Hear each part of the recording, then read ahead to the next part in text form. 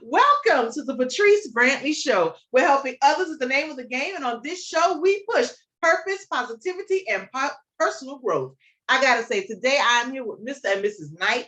They are coming to give us some good old-fashioned wisdom and know-how about redefining the norms. Y'all know the new year is coming here, and we're doing something different this year. We're not doing what we used to do in the past. That's packed up in the boxes and gone away. We are doing something new and making a new statement today. Our goal is to get in here and make our impact. So that I want to thank you so much, Mr. and Mrs. Knight, for joining us. But I'm so excited. Y'all see, I'm bubbling, right? I'm excited because I know when people sit down and hear about redefining the norms, this is going to allow people to take off that extra pressure from themselves. It's going to allow them to really stop and say, am I truly happy with what I'm doing? Or is it time for me to really like redefine my script of life? So let's jump right on in. Y'all know how we do. What's your story? What happened before you all got to the space of wanting to redefine your norms?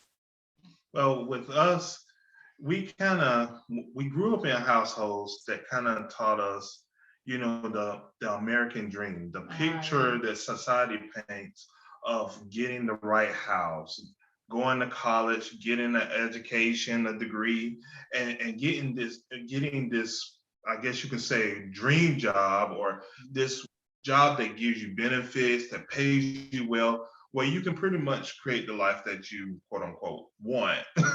And so, of course, we followed that trend. We followed that idea of what how success looks. And, we went to college, and that's where me and my wife met. Okay, hold on. I love how you slide that in. That's how me and my wife met. What's the name of the college? We need to know. Georgia Southern University. All right, Georgia. I see y'all. And so we got a degree. We received well-paying jobs, and got the house, had 2 kids, and God surprised us with a 3rd kid. and we have the dog, the picture dog, that it paints. Minivan, that we had it all. Yes. And so literally, it sounds like y'all had the complete picture, like literally the complete picture that we all are sold. Exactly. Yeah. And so we're going through life thinking, okay, we have things that's going pretty well, but it really didn't click with us.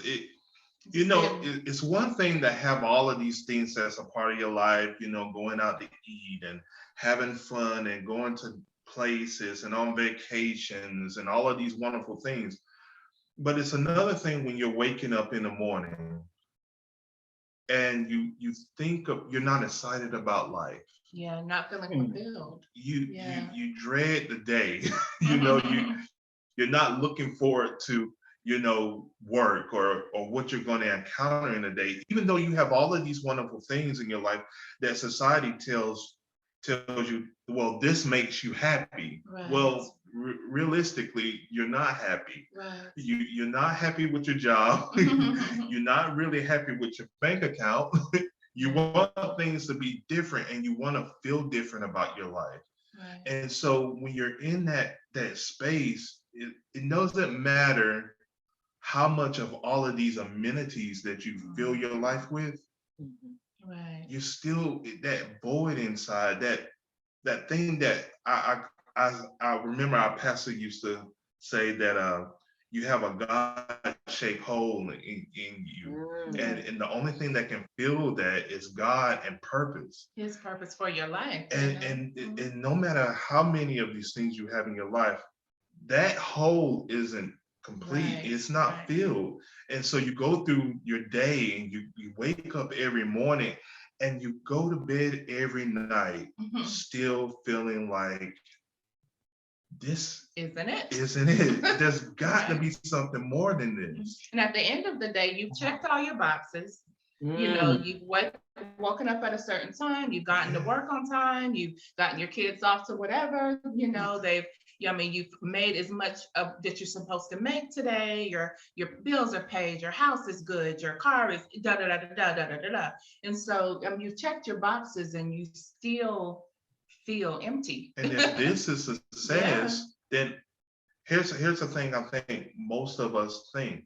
if this is success, then I should be happy, right? Right. But Why now am I not happy? oh, okay, hold on. Let me jump in here real quick. Y'all giving me good stuff. I gotta get in here. I feel like I'm double dutching back in the day. So I love how you said you've checked all the boxes and still no happiness. And then when you really hit me when you talked about if this is what society say happiness is. And I think I'm going to just use myself because I totally understand when you talk about that checking the boxes. Oh, yeah, I checked it. I did exactly that.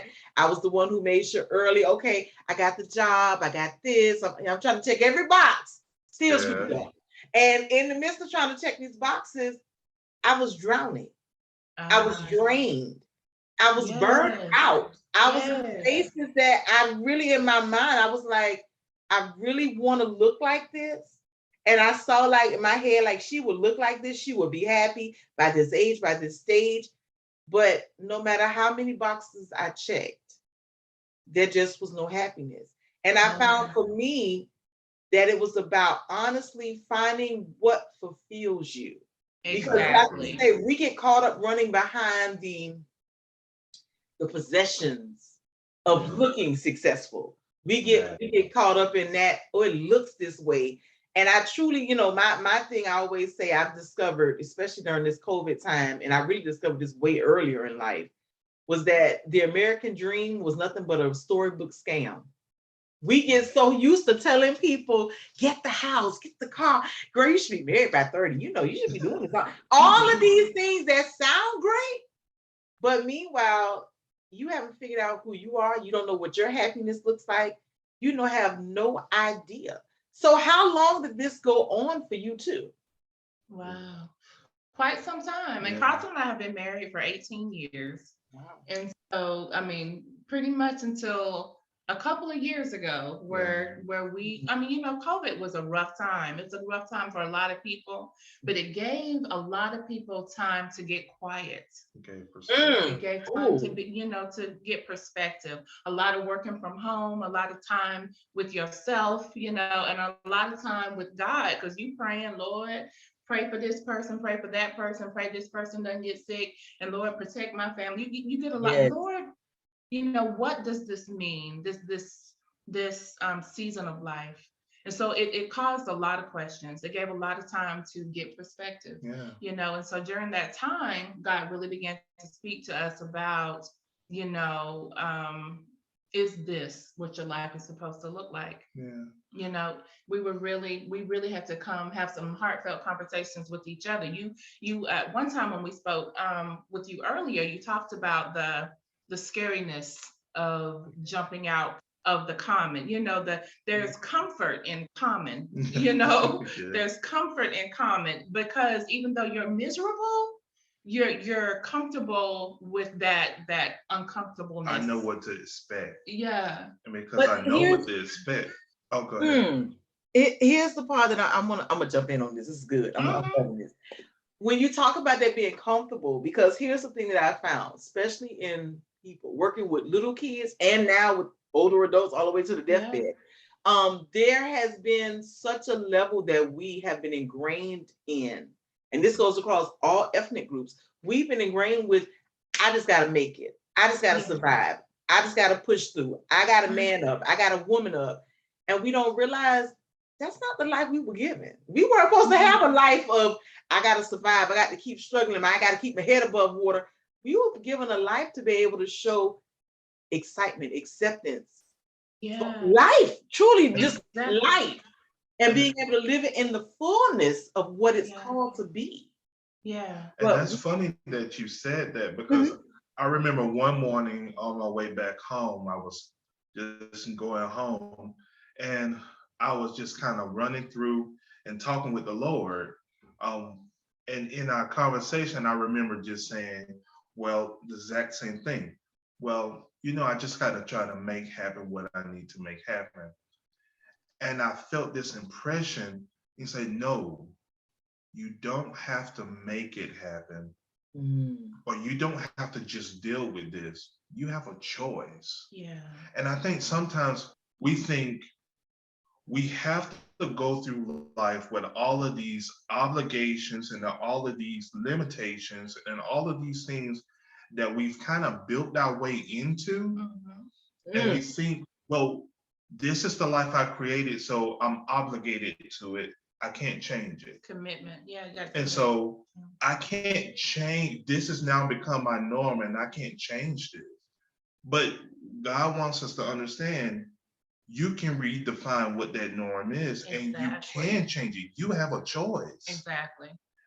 What I love about it when you talk about having that choice and redefining, that's a moment of empowerment.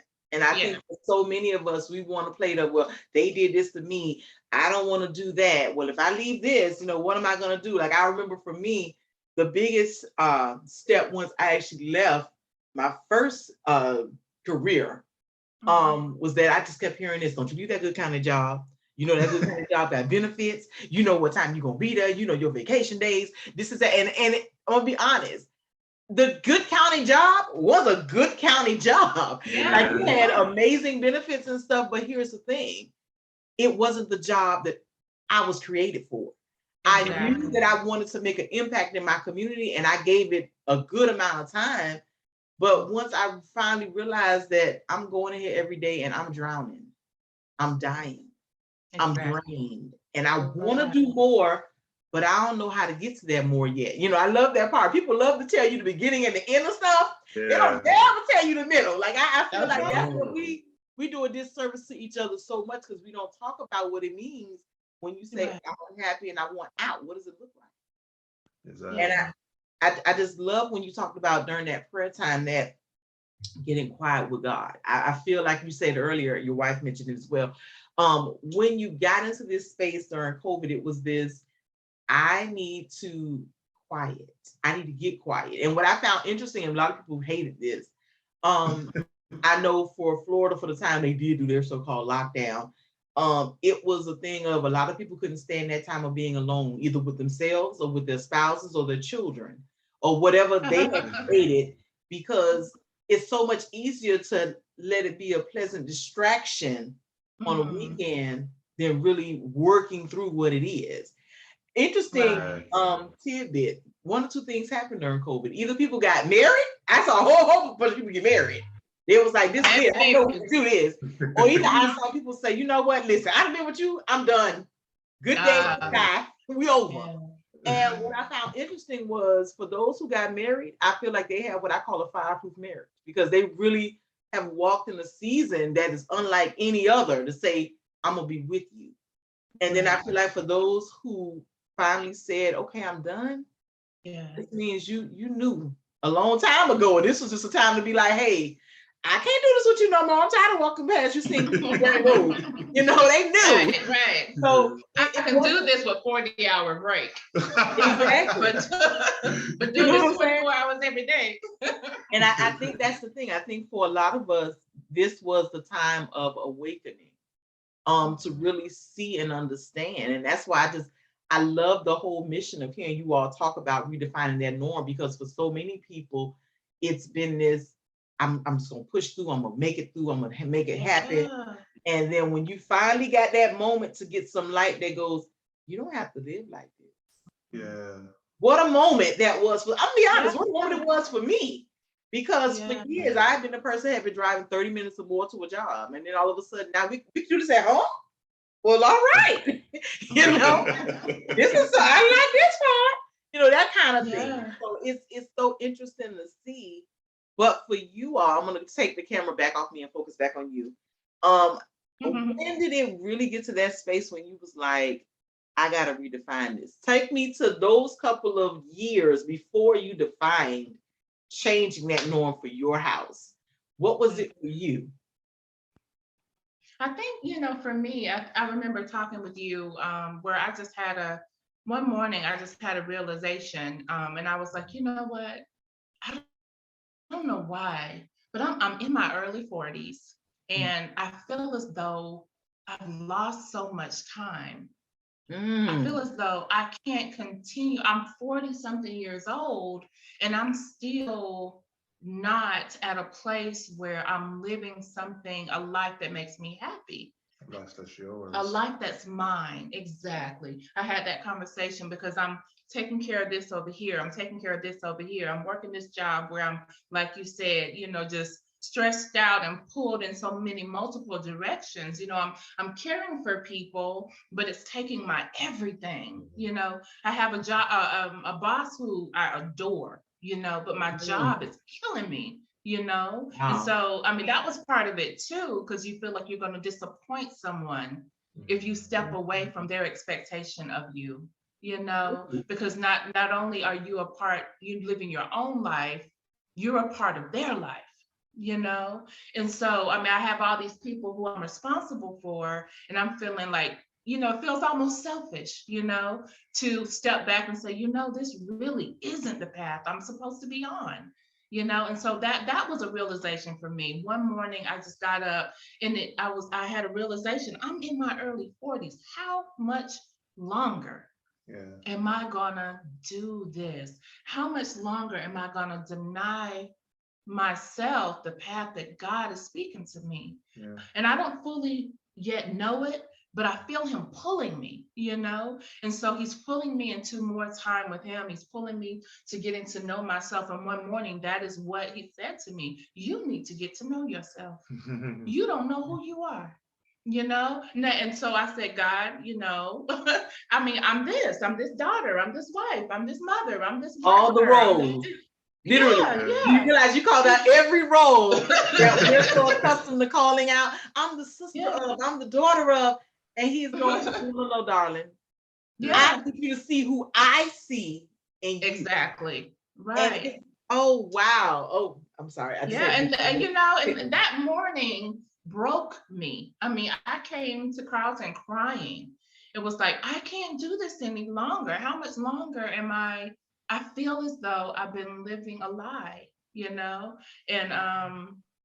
it was like, I gotta change. Things have got to change. And he was kind of feeling that same way. God was working on both of us at the same time. Because you feel that tug and that pull. I always call it heart cries, or when your heart begins to leak. That when you finally slow down and you finally get quiet, your heart begins to cry out you, I want this. I desire this. This is my purpose. This is the kind of life I want to live.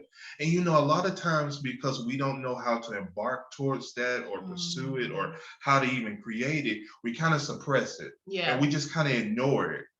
But that heart cry God put there, and he put it there, and he wants you to pay attention, because the purpose he created for us, the life he created for us, is inside of that cry, is inside of that desire that pulls you towards something that we sometimes find ourselves pulling ourselves back from. Right. And it's interesting, because when we're kids, we know this, and we get into our imagination, and we create it, and we enact it out, and we just have a blast with it. But somewhere along the way, when we get older and we start following this idea of success, the American dream, we lose sight of what really speaks to us, and we start living out what speaks to everybody else. So I love that you said this, because as you're saying this, I so identify, because I find that it's interesting.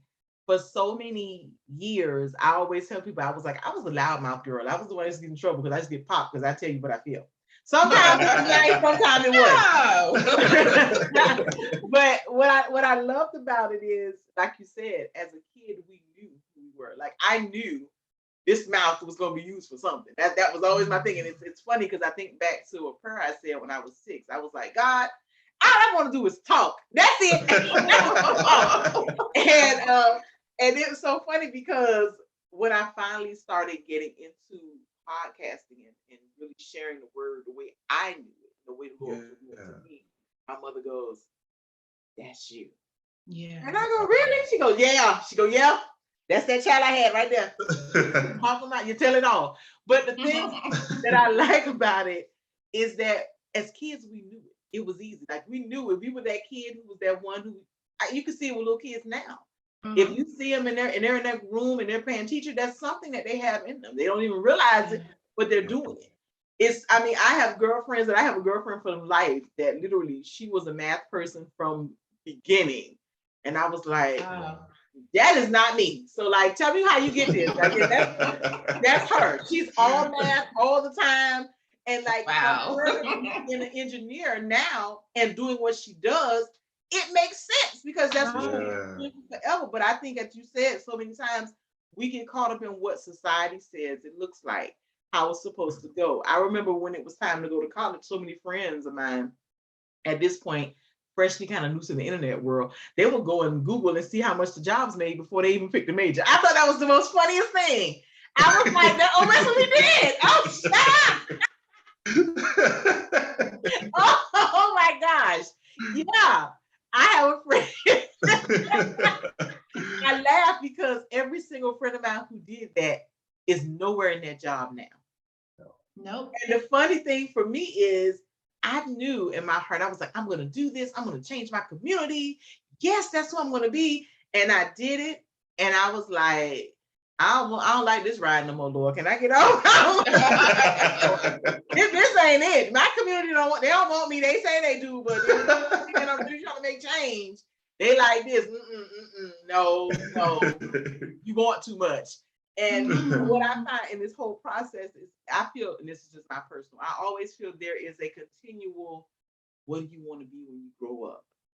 I feel like that's a continual process in life because even growing and being married with kids, you're constantly saying something is calling, something's different. Yeah. And I just love how you all talk about this. So now I need some practical steps. Hello, somebody help me. I need some steps. What does it look like in this moment? So now I've sat down, I've said, hey, I don't like this. It ain't working for me. I've talked to my Lord. I've talked. Maybe I even sought out some other help. Maybe I went and said, I need to go talk to a counselor, a therapist. Maybe I need to speak to my clergy, whatever that may be for me. I've done those steps. And now, what does it look like? What do I honestly do to redefine the norms? What do I do? What does it look like in practical words? In practical words. I think, like my wife mentioned earlier, I think one of the biggest things where we have to start is finding out more about us. Yeah. For so long, for different people, we may have tried to create something that we thought was the life we wanted, or something that we kind of found ourselves in that somebody kind of steered us towards. Yeah. And we have to sit down and have a real look at ourselves and say, okay, what speaks to me? What do I identify with? It's kind of getting back to that childhood space of dreaming again and looking in our imagination and, okay, what would I really love to do? Because God put those desires there. And a lot of times we're trying to find a blueprint to our purpose, and they're already there. Right. Wow. They've been there all along. We just suppressed it all along. Right. And we kind of know, okay, I know I would love to do this, but I can't do that right now. I have to pay these bills, so I have to do this. And when we really start listening to our heart cry and connect with God and say, oh God, will you reveal to me, what did you really put me here to do? Yeah. What really is my passion? Can you show me what speaks to me? What did you create me for? Then he begins to allow you to see different things about your life. And did you notice when you were little, you had a desire for that? Or did you notice this person say you're really good at this? Exactly. Or did you notice that when you did this, you thrived at it and you enjoyed it? And you begin to notice all of these different things. And then you started moving, you just begin to move and pivot in that direction. And you have to, and you said, you started out saying, okay, we've gotten with God, we've done this, we've done that, but that part of it is continual. Yeah. I mean, at one point God was talking to me about the fact that I'm a practical God. line upon line, precept upon precept, I can walk you through this practical step of finding out who you are and what your journey is. And the Bible says, when I was younger, the scripture that says he gives you desires of your heart. When I was younger, a younger Christian, that spoke to me. He gonna give me a car. He gonna give me a husband. He gonna give me whatever I desire in my heart, you know. But as I grew and matured in the Lord, I realized that meant he, spoke to the fact that what that means is I'm gonna put in you my desires for you. God gives me the desires in my heart that he has for me, that he wants for me. Yeah. And so he put those desires in me. Those Carlton has always been about numbers too. He went to school for business. He went to college. Well, not initially. His third degree. 4 degrees later. 4 degrees later. And that came through. Yeah, that came through me going through different degrees and said, this doesn't connect with me. And I finally sat down one day at home and I said, God, what am I supposed to do? I'm tired of switching degrees. And I felt business. I'm like, business? That can't be me. I would never do business. Right. And it was like, yeah, business. And when I got into it, I loved it. I was like, oh. And so you find out these different things that God allows you to see and notice about yourself or reveals to you about yourself, because if you want to know how something functions or how something works, you go to the one who created it. Exactly. Yeah. And so he begins to show you different things about yourself that moves you in a direction of where you're supposed to be, where you thrive the most, where you enjoy life the most, where you're actually happy, and the picture that you see actually does make you happy versus this over here that does nothing for you. Because your love is business. And so you were getting jobs where you do business. But now that God has taken you into this journey of following his path, you still are teaching people about structure and about business and so you're still feeling that desire, but you're doing it God's way. Same with me, my degree is in counseling, and so that was that heart to help people, that heart to, so I had to find a degree and find a job that fit that heart desire. But then it's like, that's my heart, but that's not what God wanted to use it for.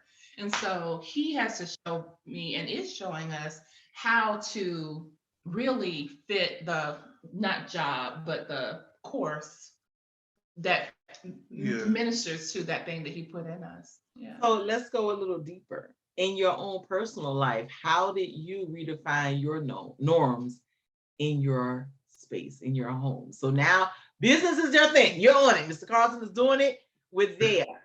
Did it become a point where you had to do some pivoting and changing up some things as far as roles in the house for you with your change and redefining norms? Yeah, we went through when God started speaking to me about business, of course, I was doing different things that, revolved around business. And for a period of time, I put more focus on the business side of things, and the job situation. Yeah. I was working at the airport, and it was just starting to affect me physically, to the point I ended up in a hospital. And it was kind of a wake up. And the interesting thing is leading up to that, sometimes we get a little hard-headed because we're trying to follow that norm that we think, okay, why do we follow that norm? Because I feel like there's security in that norm. Right, exactly. If I know what to expect and I know what's going to happen, then I don't have to worry per se. I can flow with something, even though it's not fulfilling me. I can stick with it because I find comfort and I find security in that. And so it had been some time where I felt like God was telling me, you need to leave. I was like, you can't do that. How are you going to leave? You mean just up and leave?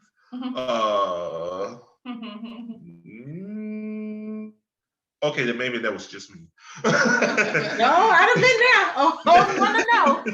I think I'm heading that way again. A lot faster. And so you're in that and you just kind of keep going, and then things start to get a little worse. Not that God's doing anything, but he already knew what was awaiting you if you didn't make that shift or that change. And so of course I kept going, and I felt again, you need to leave. And then, something happened, and I was just kind of in a situation where they obviously showed me, okay, we're more concerned about the job itself, not about you as the employee. And so I'm like, okay, well, I still don't know how to make that shift or that change. This is really all I know. So I can't really do anything right now. So I still just ignored the voice. So I kept going. Wow. So as I'm hearing you say this, I clearly I hear Moses and I hear Jonah. I clearly hear these two, because I have been Moses on a couple occasions. I've been like, but Lord, I really don't do this really well. So like, you want me, like the chocolate chick right here with the natural hair? Like I was having a moment, because I'm like, but who gonna listen to me? Like I know I'm loud but me, you sure? Like you don't go over there. He like, no, I want you and the loud mouth and the natural on top of it. I'm like, oh, okay, well, guess we're gonna be going. So I get it. I totally get it. In this space for you, in all of this, and as you said, because you hit me when you talked about the hard-headedness, I was like, oh, let me just slap my head down. I felt that good. Woo! I'm not gonna put my hand up on myself. So many times we think we have it planned out. If I could just hold on to this, not realizing that he's like, I want to give you so much more. Yeah. And we just fighting. It's so interesting to hear it and know that one, I'm not alone. Two, that he is so merciful and grateful to us. Giving us the grace that we need, that even when we decide we like, no, I'm gonna do what I want to do, he's still like, oh, okay. He's like, yeah, I see you back right here about this time next year. Come on back now. When you finish walking that same circle, I'll be right here. I'm gonna let you walk into that wall a couple more times, and when you're ready, more times. And as I'm hearing your story, I'm so grateful, because as I'm hearing it, I'm being reminded that it's not something that somebody else has in them. It's not something somebody else has in the to show you. It's been there all along. It kind of like reminds me of the Wizard of Oz. Like when you get to the end, like she has shoes and she realizes at the end, like, you had it all along. You had it all along. That's what I see. Like it was already downloaded in you from the beginning when you were getting in your mother's womb. Like all of that was right there. Yeah. You chose you wanted to go over there. I'm gonna make you wander. You want to go wander. And then when you come back, we'll be right here. So in this, you're at the airport at this point, I'm assuming. Have you left yet? No, I have not left. Oh, you're still there. I'm still there. Okay. And what happens is he almost died. No, just oh my Lord. Wait a minute. I got to go deeper than that. I just seemed like he almost died. Wait, how? What? Well, what happened? You know, they're doing some stuff in these airports. So what happened in your case? Well, at this particular time, I had dealt with, well, in my childhood, I dealt with asthma. And, I had grown out of it. And so I'm okay and everything's good. But starting working at the airport, the fumes started to get to me. And it started coming back. And this one particular day, I'm out there, and at this point, I'm dealing with the asthma again. And they prescribed me an inhaler and all of that great stuff. And I forgot my inhaler at home. Oh, wow. Yes. So you literally lived your life at the house. Yeah. Oh, wow. And so I'm just going and hustling and bustling and doing things. And I get to this point where I need my inhaler, and I'm feeling around in my pockets, And the thought, you left that at home. Oh my God. And so I called my boss on our radio. We carried these radios with us. And I said, I need to go home. I need somebody to relieve me of work. And they say, and their response was kind of like, well, why do you need to go? What's the reason? And instead of being more concerned about, okay, is something wrong? Do we need to come now in this rushing over there? It was just these series of questions and them showing up about 2 hours later after I had contacted them. Yeah. So I was done with them at that point. And so I they come get me, they bring someone to relieve me. I go back to the main office and I'm there waiting for transport to take me to my car. Well, I'm assuming, okay, y'all gonna call somebody to come pick me up. This is what I was told. Well, at this time it's roughly 11:30ish, going on 12. Transport doesn't come until about 1 o'clock, 1:30. And so I'm sitting out there waiting on transport for hours, breathing like my lungs are about to fall out of my chest. And so when she says, "You about to die?" Yeah. Yeah, you literally were about to die. Right. And so at this point, I'm getting to my car, get in the car, go home, and get the inhaler. And at that point, I realized something has to change. And so. And he doesn't tell me about this until later when I get home from my job, because I would be hot. Yeah. With these, about these people almost like my husband died. And so I'm talking with God about it. And can you even imagine that I was still hard-headed? So most people right before you end up on the slab, you still the slab. You gonna be hard-headed again? Like usually once you get towards the light, it be like, you know what, God? I done seen your light, I done seen your sandals, God. I'm gonna break down. You still like, nah, I'm gonna do this. Good luck. What? But you know what that speaks to is the fact that how ingrained, that norm is like, how do I leave my job? How do I give up this salary? How do I, what's my wife gonna say? Your wife gonna say, leave the job, and so it just shows how we get so committed and so ingrained and boxed into because you're thinking, like you mentioned earlier, you start thinking, I have people relying on me. Yeah. I can't just make this shift or make this change. And so when you don't know how to make the shift or change, and you realize, okay, I can't do that because I have people relying on me, the safest, secure decision is, quote unquote, keep doing what you're doing. Yeah. Don't rock the boat. And so you keep sticking with it, even though it's literally killing you. Exactly. Look at her face. She's like. Well, the reason I say this is because as I'm hearing this, and it's sad to be said, I've heard so many different stories of people saying, and whether it's killing you in the physical, whether it's killing you in the spiritual, whether it's killing your mental health, and I believe for me, I've just always been a very big component about taking care of your mental health. Because I am a counselor, that's what I do. And before I got into that field, I was dealing with children in the classroom who were dealing with mental health coming from home, themselves, all kinds of stuff. So I never really got out of it, not knowing at the time.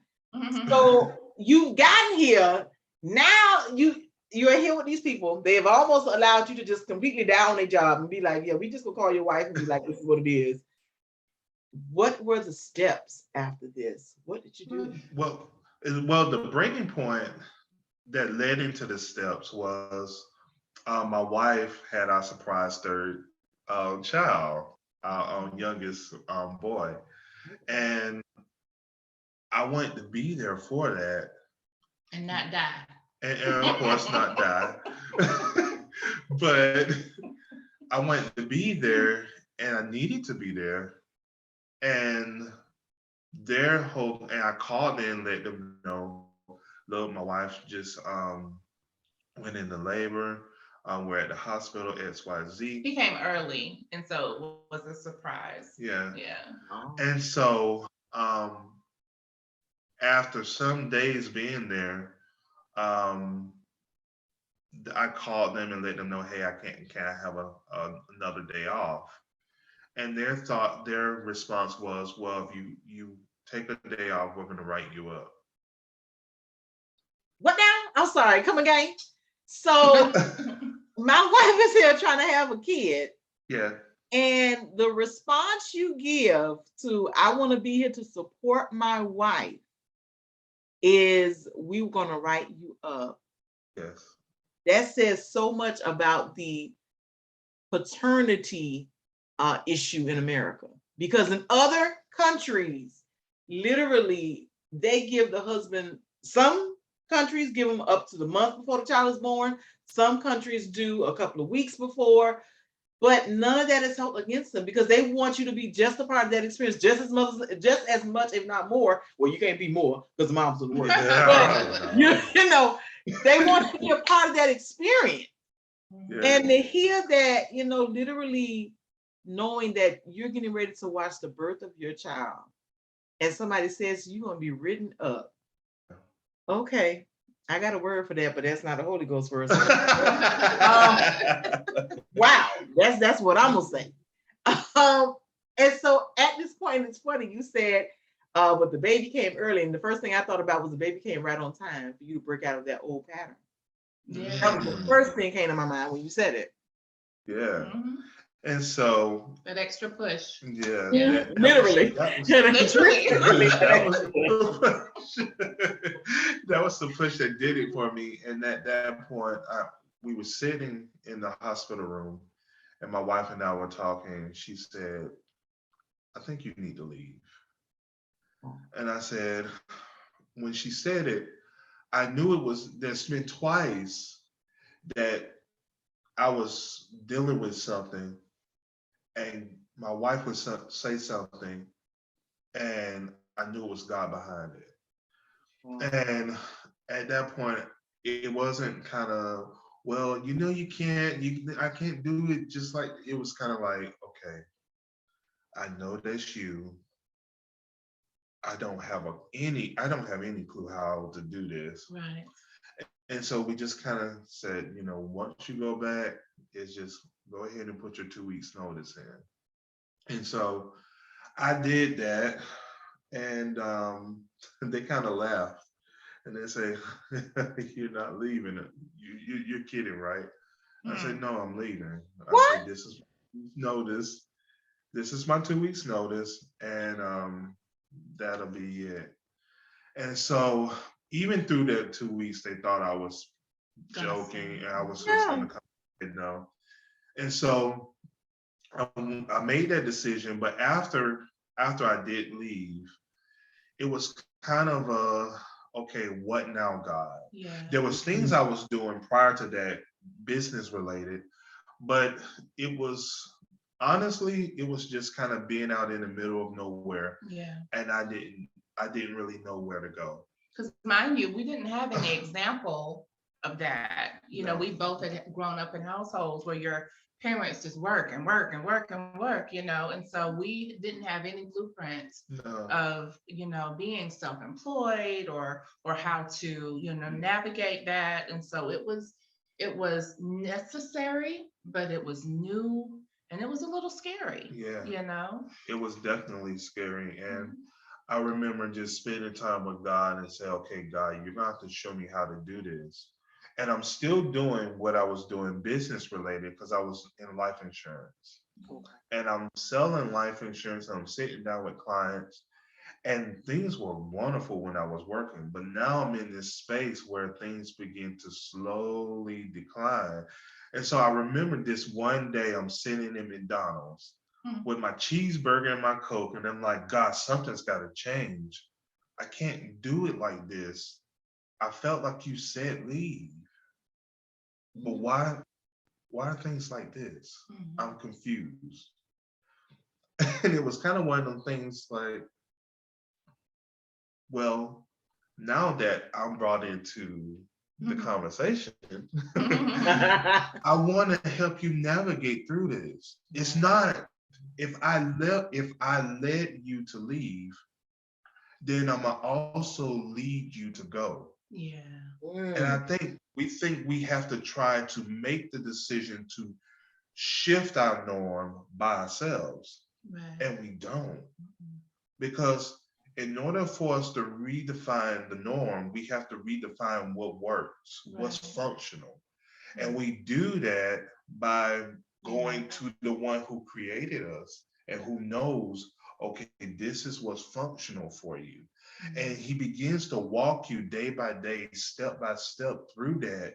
So like once you think about, I remember when I was in McDonald's, I was doing my life insurance business one way. And he said, once you do that thing on social media you normally do, but do it with your clients. I said, oh, that's not going to work. God, you can't do that on social media. Because in my head, I'm thinking in terms of a norm. I don't see anybody in the industry doing it like that. That's not going to work. Well, here's the People key. When you're called to be a trailblazer, there is not going to be a blueprint. Exactly. And that's exactly what it is. And to be honest with you, I never saw myself as a trailblazer. I saw myself as a great employee, a great follower. Oh, wait, hold on. Wait, ooh. I'm going to tell you why I say that. Because for me, so many times we only see ourselves, or we've been groomed, let me say that. We've been groomed to see ourselves as just an employee. Exactly. And one thing that the young man, he's the one who started the whole hot Cheetos, spicy Cheetos movement. He said the man over their company made this statement: you're not just an employee, you're part owner. And he said he took that particular statement and he ran with it, because to him, you gave me license and authority to know I don't have to just be an employee. I am owner. And what I love about it is that as he's telling you, you still like this. You go, I don't know about that guy. No. And he's like, I need you to do it this way. Whatever you were doing, it was working. You just didn't see it in that format. What I find interesting is once we step out and do it, all of a sudden it pops up like popcorn and people start doing it. Yeah, exactly. And that's exactly what happened. The one who blazes the trail. And that's exactly what happened. I said, I was sitting there and he said, why don't you try that? I said, that's not going to work, but I'll do it. And so I pulled out my phone, went on Facebook, and I sent some messages. I came up with this message, sent it to a few people, and started getting responses. Wow. And I'm looking like, are you kidding me? It's like, no, that's what I was telling you. He's telling you the purpose. Yeah. And so I started moving towards that. And even in that space of moving towards where he leads me on social media, I still don't see anybody else doing it. And he starts giving me ideas. When I ask, and this is the wonderful thing about how God connects with us and shows us different things, we ask for it, and you can be sitting there and you feel an impression, or you get a thought, or you get this image in your head, and you realize, wait, that's God. Yeah. And he's communicating to you, okay, do this, do that. Somebody comes and say, hey, I was thinking about this the other day, and something clicks and say, that's it. That's what I was praying about. That will work.